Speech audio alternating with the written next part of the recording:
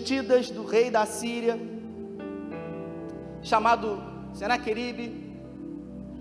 Os assírios, eles sempre se colocaram como um governo opositor ao reino de Deus. Os assírios, ou também chamados babilônios, o que é o Iraque hoje, esses homens, eles tinham um exército poderoso, um exército numeroso, com um poder bélico terrível da época, e tinham um desejo muito grande de subjugar a nação de Israel. Ezequias, ele foi rei em Jerusalém, e num determinado tempo do seu reinado, esse rei que eu acabei de dizer, Senaqueribe, ele investiu e cercou toda a cidade de Jerusalém, para poder sitiá-la e subjugar o povo de Deus. Ezequias, ele orou ao Senhor, e ele teve uma estratégia de guerra, fazendo com que um túnel de aproximadamente 500 metros fosse cavado dentro da cidade de Jerusalém, desviando uma nascente que havia do lado de fora, e permitindo que os assírios que cercavam toda a cidade de Jerusalém ficassem sem suprimentos de água. Os assírios foram embora. No 14º ano do reinado de Ezequias, o rei Senaqueribe, ele voltou e ele investiu de uma forma como nunca para sitiar Jerusalém. E a Bíblia fala que ele trouxe aproximadamente 200.000 homens, e eles cercaram toda a cidade de Jerusalém. E numa estratégia de guerra diferente da última, ele resolveu atacar o povo de Deus com um ataque psicológico. Os comandantes do governo assírio enviaram cartas para que essas cartas fossem lidas próximos aos muros de Jerusalém, intimidando o povo de Deus. Os assírios, eles já haviam conquistado muitos territórios vizinhos, muitas nações vizinhas, e eles disseram em voz alta nos muros de Jerusalém que nada e nem ninguém poderia livrá-los, nem mesmo o Senhor, porque as outras nações já haviam sido conquistadas pelos assírios, e nem mesmo o Deus deles pôde fazer nada. É nesse momento que o povo de Deus, ele começa a ter medo. Um grande, numeroso e poderoso exército, de aproximadamente 200.000 homens, se encontrava sitiando toda a cidade de Jerusalém, e colocando terror e pânico. E eles diziam que se eles se entregassem, era possível que os seus filhos, que os seus servos permanecessem vivos. E é exatamente nesse momento que Ezequias, ele resolve orar ao Senhor. O profeta Isaías, ele se levanta e ele declara para Ezequias que o Senhor estava com ele, com o povo, e que nenhum mal iria acontecer com eles. O povo se encontrava com muito medo, mas Isaías confirmou aquilo que Deus, ele iria fazer, dizendo para o povo que Deus era socorro bem presente do povo. Tudo que Ezequias fez, a Bíblia fala que o Senhor abençoou. O Senhor era com ele em tudo que ele fazia. Deus então dá uma direção para Ezequias, ele ora, e ele coloca todo o povo em atenção para aquilo que Deus iria fazer. E naquela mesma noite, a Bíblia fala que o anjo do Senhor matou 185.000 soldados assírios. Eu queria abrir um parênteses aqui para você, porque a Bíblia, em alguns momentos, ela diz que o anjo do Senhor, e em alguns momentos ela diz que um anjo do Senhor. Por exemplo, no episódio lá de José e Maria, a Bíblia fala que um anjo do Senhor esteve ali diante deles. No caso do nascimento de João Batista, Zacarias, dentro do templo, e a Bíblia fala que um anjo do Senhor se apresenta para Zacarias. Só que nesse texto que eu acabei de ler, a Bíblia diz que o anjo do Senhor. E quando a Bíblia faz menção, dizendo que o anjo do Senhor, isso quer dizer que o próprio Deus esteve presente ali, livrando o seu povo com o braço forte do Senhor, mostrando para o povo dele que ninguém nem nada poderia tocar no povo dele.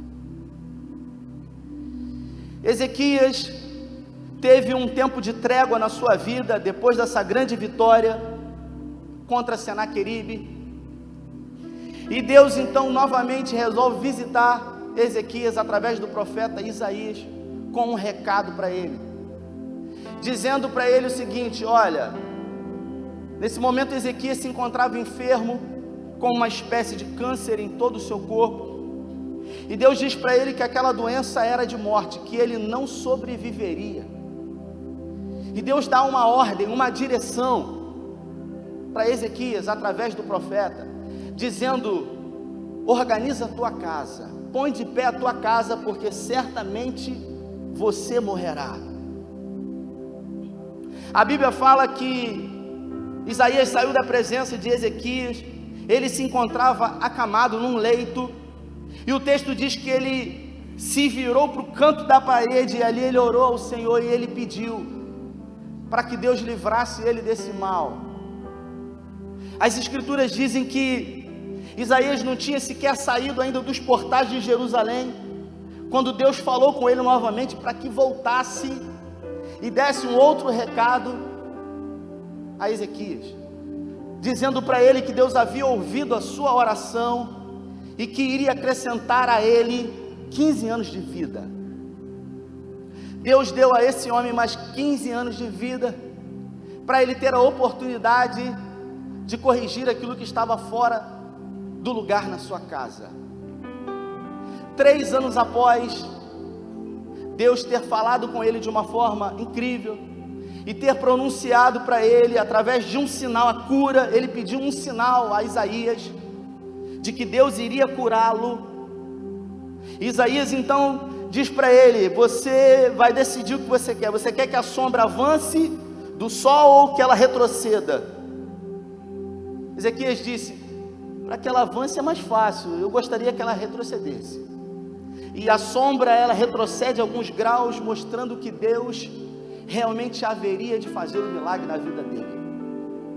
Isaías pede que fossem colocados algumas pastas de figo sobre as feridas, e ele é curado. 3 anos depois, nasce o primeiro filho de Ezequias, que não possuía filhos. O nome dele é Manassés.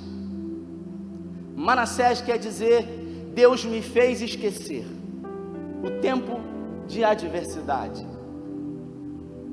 Manassés, ele veio para trazer alegria para a casa de Ezequias. Só que a Bíblia diz que o Senhor, ele era com Ezequias em tudo o que ele fazia, em tudo o que ele empreendia, em tudo que ele se esforçava, Deus era com ele.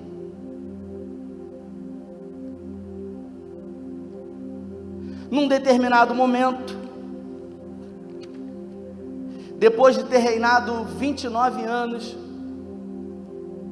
Ezequias morre. E o seu filho Manassés, com 12 anos de idade apenas, assumiu o seu trono, tendo a responsabilidade de julgar a nação de Israel. E aí eu começo a mensagem de hoje,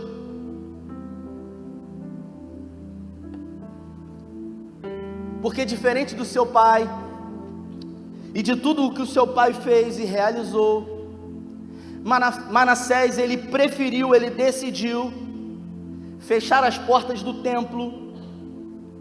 E se não bastasse isso, esse jovem, ele começou a liberar que o povo adorasse a qualquer tipo de Deus que desejasse.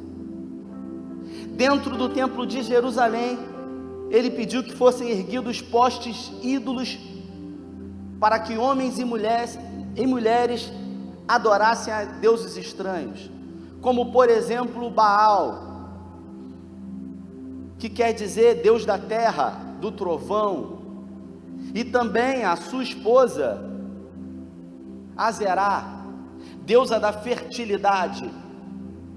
E com isso foi permitido toda a prática sexual dentro do templo do Senhor. E tudo era feito com a prerrogativa de que eles seriam abençoados. E o que me chama a atenção nesse texto é que Manassés, ele era filho de crente. Esse menino, ele cresceu ouvindo a leitura das crônicas dos reis de Israel e tudo aquilo que era feito e tudo aquilo que Deus havia realizado no meio do seu povo. Mas a despeito disso, esse jovem, ele resolveu profanar o templo do Senhor.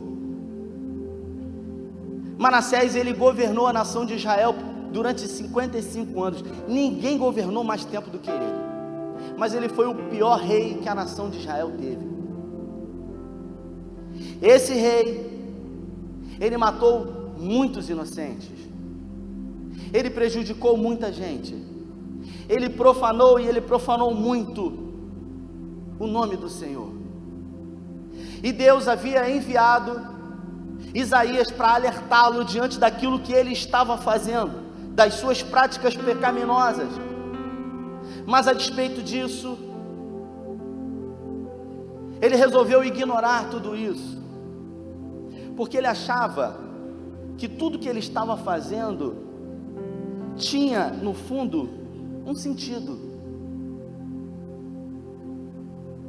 Deus então sentencia esse jovem, dizendo que iria enviar os assírios com mão forte, e que os assírios iriam arrancá-los da terra que o Senhor havia dado, e levá-los cativos para a Babilônia, para o Iraque, que é hoje, aquela região ali. Me chama a atenção, irmãos, na leitura desse livro, o que se encontra em 2 Reis, no capítulo 20, no versículo 16 a 19, quando Isaías diz para Ezequias o seguinte: olha, vai haver um dia em que tudo que você conquistou, tudo que você juntou, vai ser levado pelos assírios, vocês serão cativos, lá os seus filhos, lá os seus servos, e tudo aquilo que vocês conseguiram conquistar nessa terra será levado. E a Bíblia diz que Ezequias, ele viu de uma forma positiva aquilo que o profeta disse e pensou no seu coração, segundo a tradução do Eugene Peterson, dizendo o seguinte: que bom que isso vai acontecer, mas não acontecerá na minha gestão. Demonstrando um egoísmo da sua parte, diante de uma sentença daquilo que Deus haveria de impor sobre o seu povo, uma vez que não iria acontecer sobre a sua gestão, ele se colocou de forma tranquila, não clamando por misericórdia e principalmente não governando a sua própria casa. Pela quarta vez eu vou dizer, a Bíblia diz que tudo o que Ezequias fez, o Senhor era com ele. Mas tudo aquilo que Ezequias não fez, o Senhor não era com ele. Tudo aquilo que ele deveria fazer e não fez, o Senhor não era com ele. Por isso a gente acha que quando de alguma maneira nós estamos trabalhando e as coisas estão dando certo, por um momento a gente acha que Deus está com a gente e é isso que Ele quer que a gente realize. Eu estou lendo um livro do Luciano Subirá. Semana passada eu tive a oportunidade de ser ministrado por ele, e ele me deu um livro, o mais novo livro dele, e no livro ele diz que não é porque as coisas estão dando certo na sua vida que Deus tem se alegrado com isso, Não é porque a empresa está faturando muito dinheiro que Deus está satisfeito com isso. Porque nem tudo que está aos olhos naturais indo muito bem é sinal de que Deus tem aprovado tudo isso. Deus, ele era presente com Ezequias porque ele havia prometido por amor a Davi. E mais na frente ele fala sobre isso. E quando ele se coloca com uma mensagem através do profeta Isaías, dizendo para que ele governasse a sua casa, para que ele colocasse de pé, para que ele colocasse em ordem tudo que estava fora do lugar, é porque Deus já não estava se agradando de algumas coisas que estavam acontecendo na sua casa. Ele estava prosperando, ele estava fortalecendo os muros de Jerusalém, mas ele estava esquecendo de um detalhe muito importante, de preparar um sucessor, porque um dia ele iria morrer, e Deus já sabia que da forma como ele estava conduzindo a casa dele, certamente o seu sucessor iria profanar o nome do Senhor.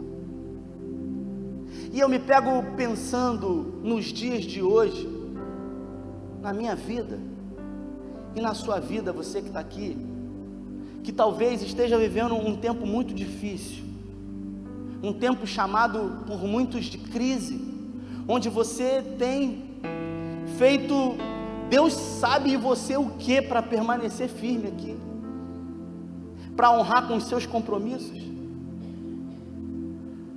para poder trazer dignidade para a sua casa, para poder de alguma maneira fazer e dar uma qualidade de vida melhor para os seus filhos. Ezequias também fez isso. Só que eu me pego perguntando que tipo de preço precisa ser pago para isso. Porque não se engane, a salvação ela é pela graça mediante a fé, e isso não vem de nós, é dom de Deus, veio dele, ele nos deu a graça mediante a fé. A salvação ela vem pela graça, mas não é de graça, porque quando a gente diz que a salvação é de graça, a gente banaliza a salvação, porque talvez ela não tenha tido um preço para você, mas ela teve um preço muito caro para Deus, porque Deus ele teve que enviar e dar aquilo que ele tinha de melhor, que foi o seu único filho. E aí tem algumas canções que diz: o melhor de Deus ainda está por vir. Não, o melhor de Deus já veio, que é Jesus. Não existe nada melhor em Deus do que Jesus, que já veio, por amor a mim e por amor a você. Ele foi a melhor coisa que poderia ter vindo no meu e no seu lugar. Tirando a salvação, tudo na nossa vida tem um preço. Tudo tem um preço a ser pago. E eu pergunto para você, que tipo de preço talvez você ainda não tenha se dado conta de que você vai ter que pagar para você manter a vida e a estrutura que você tem? Porque Ezequias, ele deveria ter ensinado o seu filho no caminho em que deveria andar, mas não foi isso que ele fez. E a gente observa que Manassés, ele fez totalmente o oposto do que o seu pai foi diante de Deus. E não é possível de uma forma natural você compreender isso, de que um filho consiga ser totalmente o oposto do pai, a não ser que haja um problema entre eles, a não ser que tenha alguma dificuldade aqui, a não ser que houvessem alguns traumas diante da relação.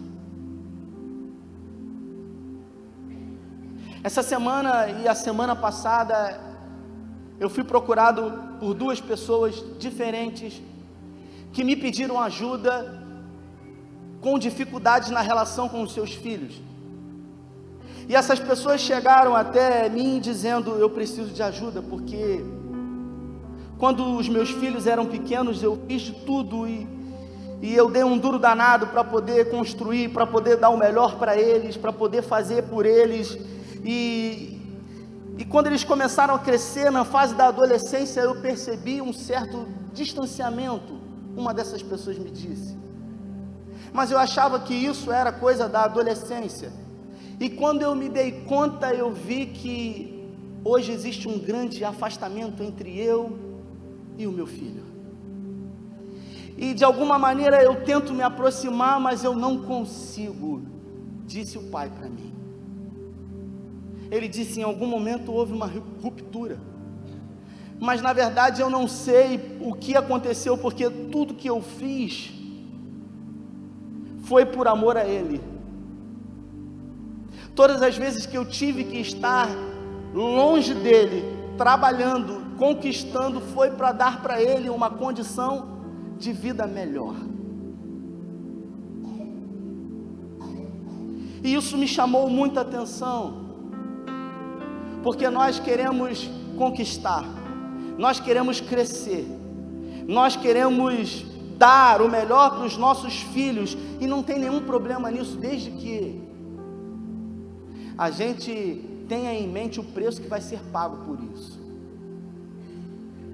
Porque no final das contas, a outra mãe disse para mim o seguinte: olha, a gente está muito perto, porque ela mora comigo, mas ao mesmo tempo longe, perto fisicamente, foi a expressão que ela usou, mas longe do coração. Tudo tem um preço a ser pago. O Tito fez 4 meses, e Carla chegou para mim, Fonseca, e ela falou assim, quando a gente trouxe o Tito, ela falou assim para mim: nós precisamos fazer o quarto do Tito. Aí eu falei assim: isso é caro, minha filha. Ela falou: não, mas ele merece, ele é o nosso filho. Aí eu falei: tá bom. Aí a gente pintou a casa toda, pintamos o quarto. Aí ela falou: temos que decorar o quarto. Aí quis comprar, já tinha um berço pequeno, que a gente tinha ganhado, agora queria comprar um berço maior. E aí começou a ver um monte de berço, um monte de coisa, e eu falei: mas não precisa isso tudo.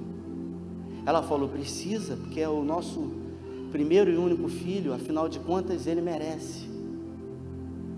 E eu vi que não há nenhum problema nisso. E aí todo mês, eu não sabia nem que existia isso, sabe, Anderson? Comemorava-se o mêsversário, eu não sabia nem que existia isso. E fazia bolo, e cantava parabéns. Ela deve estar em casa agora, uma fera que eu estou falando isso. Mão para trás que eu estou te vendo. E aí, ele está com 4 meses. Essa semana ela me chamou para conversar, e ela falou: a gente precisa conversar sobre a festa de 1 ano dele. Eu falei: festa de 1 ano? Ela falou: é, porque ele é o nosso filho, ele precisa, a gente tem que fazer isso por ele. Eu chamei ela para uma conversa, e eu falei assim: minha filha, não tem nada de errado a gente fazer, mas a gente precisa ser sincero com a gente e com ele. Nós não estamos fazendo por ele, nós estamos fazendo por nós, porque ele não tem cognição, ele não tem discernimento. Uma criança de 4 meses não sabe de nada, se o quarto vai ser azul, se vai ser cinza, se vai ter estrela, se vai ter bola, se vai ter urso. Então, a verdade é que quando você compra uma blusa para ele bonita, quando você compra um brinquedo para ele bonito, quando você compra um quadro e enfeita o quarto dele, nós estamos fazendo para nos satisfazer, e não para satisfazer a ele, porque a necessidade única que ele tem é de fralda limpa e mamadeira cheia, mais nada. Ela parou, pensou, e ela falou: você tem razão, vamos fazer para a gente. Oh Deus, falei: meu Deus, gastei uma lábia danada, não deu certo. O fato é que nós colocamos justificativas naquilo que vamos fazer e empreender, dizendo que estamos fazendo e tudo o que estamos fazendo para os nossos filhos, para a nossa família, quando na verdade tudo que o filho quer é ter o pai presente, o pai perto, o pai como referência. Manassés, ele não teve Ezequias como um pai presente, tanto é que quando governou, tudo que ele fez foi não parecer com seu pai, profanando o templo do Senhor. Foi o pior rei que a nação de Israel teve, foi o rei que mais derramou sangue justo durante todo o seu período de governo. Deus, por algumas vezes, através do profeta Isaías, sinalizou para ele que não estava satisfeito com isso, mas ainda assim ele resolveu não dar ouvidos ao Senhor. Os assírios vieram com o seu exército poderoso, levaram o povo de Deus para a Babilônia, para o Iraque.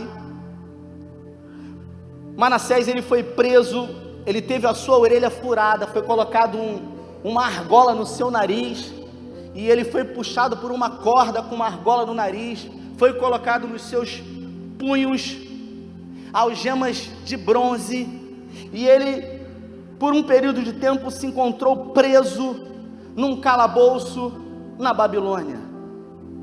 E lá, sem o reinado, sem o palácio, sem o vinho, sem a presença do Senhor, em algum momento ele se lembrou de alguma pequena semente que Deus havia permitido que entrasse no coração dele através dos ensinamentos do seu pai. O seu pai, Ezequias, um egoísta, porque sabia que esse mal iria acontecer na sua descendência e nada fez. Você que está aqui hoje, você tem se esforçado para ser um cidadão de bem, para pagar as suas contas em dias. Deus sabe o que você tem feito para trabalhar em 1, 2, em 3 empregos para honrar com os seus compromissos. Mas eu pergunto para você que está aqui, porque mais importante do que você conseguir ter uma vida honrosa, ou tão importante, é você entender que a sua descendência precisa trilhar nos mesmos caminhos. Agora, se ao invés de priorizar, instruir os meus filhos no caminho, mesmo que para isso eu precise necessariamente abrir mão de algum tempo extra no meu trabalho, para que eu dedique um tempo exclusivo para o meu filho, ensinando a ele, certamente a minha próxima geração não subsistirá. Porque eu não sei se você sabe, existem várias formas de aprendizado. A aprendizagem, nós aprendemos de várias maneiras, mas aquilo que eu faço fala mais alto do que aquilo que eu falo. Isso quer dizer que não importa o quanto você fale, o quanto você diga, o quanto você ensine o seu filho, se você não for um exemplo para ele não vai escolher esse caminho. Ezequias, ele foi um ótimo rei, um excelente governante, mas um pai ausente, um pai que não teve a capacidade de instruir o seu filho, e mais, de ouvir a voz de Deus e colocar ordem na sua casa. Deus havia dado uma ordem clara: põe ordem na tua casa, e isso ele não fez. Com isso, eu me pego pensando, num tempo onde eu vivo, e me preocupo muito com as pessoas, com a igreja. São 800 pessoas, 853 membros aqui. Faço faculdade de psicologia, atendo gabinete, me desdobro aqui e ali, compromissos na sede. Ontem eu estava em Cachoeiro de Macacu, o dia inteiro, teve evento no Terra Fértil, não consegui ir. E a minha esposa chegou para mim e ela falou assim: meu filho, estou percebendo que você está um pouco ausente. E de repente acende uma luz que diz para mim que não adianta eu querer ganhar o mundo inteiro, não adianta eu querer resolver o problema de todo mundo, se de alguma maneira eu não for presente na minha casa.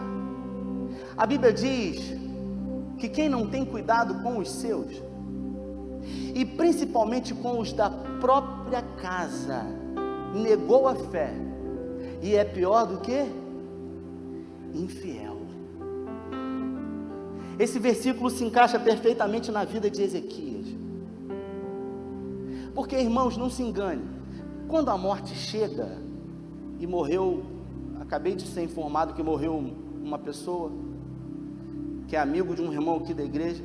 Quando a morte chega, e a gente vai no velório, lá todo mundo quer falar, lá todo mundo quer produzir um discurso, lá todo mundo quer fazer uma homenagem, lá todo mundo quer falar alguma coisa, quando na verdade, em vida, nada se é feito, nada se é falado, nada se é dito, nenhuma homenagem é feita. E aí isso me leva a uma reflexão aqui, junto com você que está aqui nesse domingo de feriado. Será que realmente a morte precisa chegar para que nós em algum momento possamos refletir sobre as nossas vidas e sobre os nossos comportamentos diante das nossas relações? Um jovem de 12 anos de idade, todos os reis eles foram ensinados, havia homens que escreviam as crônicas dos reis, tudo que acontecia era escrito para que as próximas gerações tivessem a oportunidade de conhecer a história. Manassés, ele cresceu ouvindo a história do seu pai, e principalmente aquilo que Deus havia feito a todo momento na história do seu povo.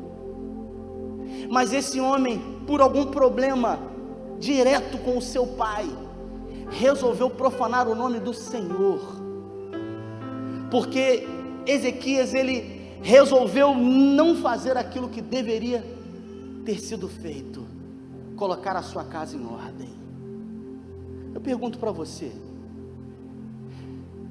se Deus mostrasse para você hoje, num telão, o que vai acontecer com a próxima geração sua, com os seus filhos. Hoje você está aqui ouvindo a palavra, hoje você está aqui dando ouvidos ao Senhor, hoje você levantou as suas mãos e você declarou que o Senhor é o Deus da sua vida.